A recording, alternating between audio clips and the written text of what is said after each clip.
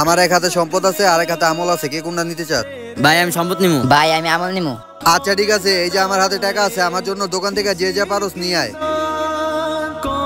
ভাই আমার একটা চিপস দেন। এলো দাঁড়া, বাকি টাকা আছে, এই নে বাকি টাকা। ভাই আমার চানাচুর দেন তো। এলো চানাচুর, এলো বাকি টাকা। ঠিক আছে ভাই।